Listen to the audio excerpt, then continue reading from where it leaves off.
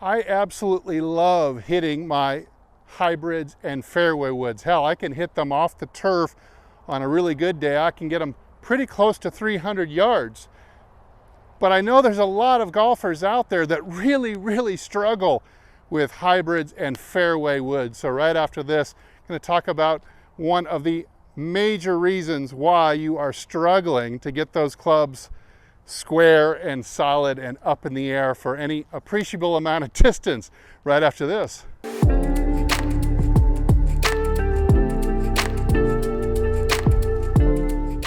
Hey, this is Steve with HitItLonger.com.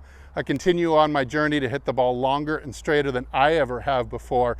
If you share in that goal, I hope you'll join me. Hit the subscribe button, maybe like this video at the end if you got some benefit. All right, so in my in-person coaching, I tend to see two major reasons why golfers will struggle to get their fairway woods and their hybrids consistently striking them correctly and getting them up in the air for some appreciable amount of carry, not just worm burners that are really low. So number one, make sure that you've got enough club head speed for this longer club that you're choosing. So there's fairway woods out there as low as 13 degrees. So the standard 3-wood is 15 degrees. But I'll tell you, 15 degrees hitting off the ground requires fairly high club head speed to get the ball more than 10 feet off the ground. So if you're hitting the ball low, even though you're hitting it well, consider going up in loft. You might make your go-to club. I know there's golfers out there that don't hit the ball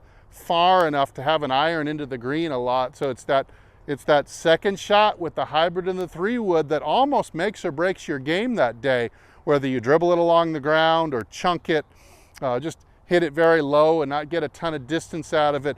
Boy, that I understand. And for ladies too, it's a lot of way ladies play too, is you got to nail that fairway wood on the second shot. It seems like it's almost every hole you're almost automatically pulling it out. So you might want to try a higher loft for your go-to. So instead of 15 degrees, I would go 17, 19 degrees. Instead of hitting a 3-wood or a 5-wood, maybe even a 7-wood, maybe even a 4 hybrid, something that has more like 19 or 21 degrees of loft on it. It's just going to make the ball, just going to make your life so much simpler. It's going to make the ball a lot easier to pop up in the air, give you more margin for error, and I think overall your distance will be greater because you may not get your peak distance out of these clubs compared to a 3-wood, but your consistency goes so much up that you start to hit more distance on average. A second major reason why, in my experience, golfers struggle so much with these longer clubs off the turf is that they're simply not controlling their low point. And while you might get away with it a little bit more on a 7-iron or a 9-iron, by the time you get to these longer clubs, if you're not controlling your low point, it makes it a lot harder to get it clean off the turf. And so, of course, the average golfer, their low point is too close to the back of the ball. And a lot of people even think that you've got to come into these things and catch them right at the bottom of the arc. But in reality, what I'm looking for is I want my low point to be right off my left heel. And that way, anything off the turf that I'm trying to strike, I'm going to always have it a little bit behind that line. So you've got to still make a divot with a fairway wood and a hybrid. You're going to at least intend to make a divot. Now, of course, that's not going to look like this. You're just chopping down like you would with a wedge sheerly to make a divot. It's not going to be like that. You're going to make a regular swing.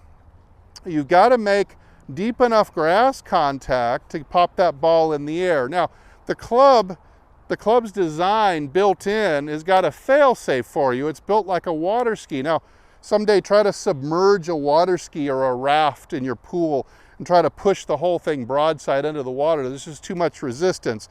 So your normal swing that comes, hopefully, if you're controlling your low point and it's just right at your heel, and now see I've got the ball about 1 ball inside my heel, that's going to hopefully set up just that little bit of downstrike still, not quite like I might have with the pitching wedge where it's back further and I'm catching it a little bit more downwards, but by this point in the stance, this downwardsness has almost come to an end. It's really flat, shallowing out, but it has not quite reached its low point. It's going to reach its low point just in front of the ball, maybe 1 to 2 inches with the fairway wood.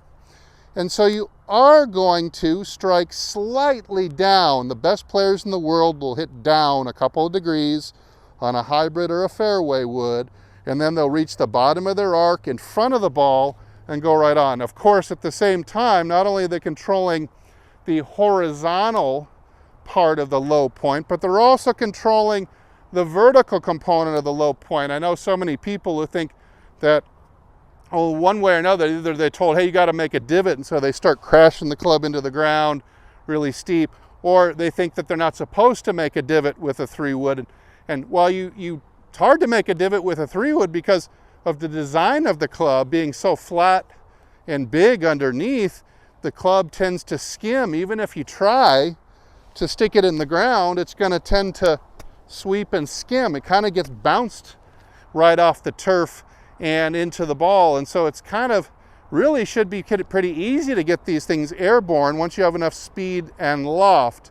So again, I'm trying to create enough speed for the club I'm using. This is a 16-degree 2 hybrid. This would take, quite a bit of club head speed. If I didn't have enough speed, I would work maybe a 4 or even a 5 hybrid so I can get some really good air carry out of my fairway shots. The second thing I'm going to do is I'm going to control my low point, both the horizontally, and I'm going to make sure that I kind of get down and squish the turf a little bit as I go through it. So let's take a look at one, see if we can slow it down and look at impact.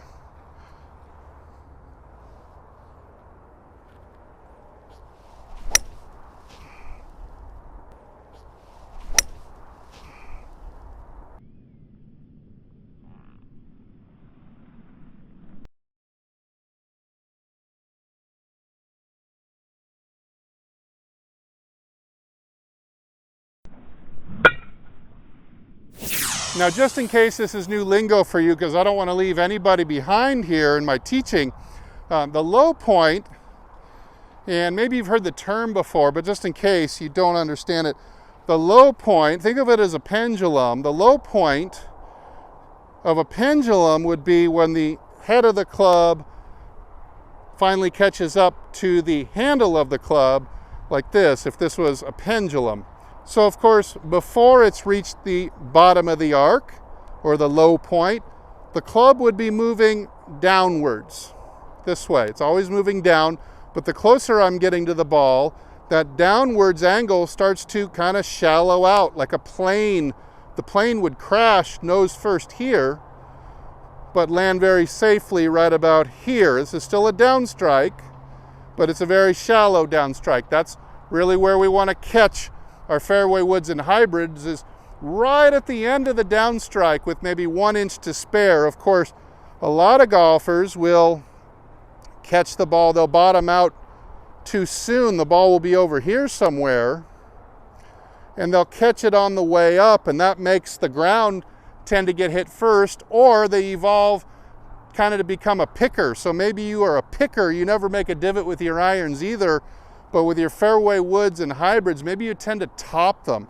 That would be because you're coming down, reaching your low point. There's the low point term again, the bottom of the arc, and you'd be coming back up on the ball this way and just catching the top on the club as the club starts to pass back upwards again. So that's an explanation of the low point, and a big reason why golfers tend to kind of top it or hit rollers a lot. All right, so control the low point. Don't be scared to try to take a little bit of a divot, even with your 3-wood. Hey, thanks so much for watching. I'm Steve, and as usual, I'll either see you in the next video or I'll see you longer and straighter down the fairway. Everybody, take good care.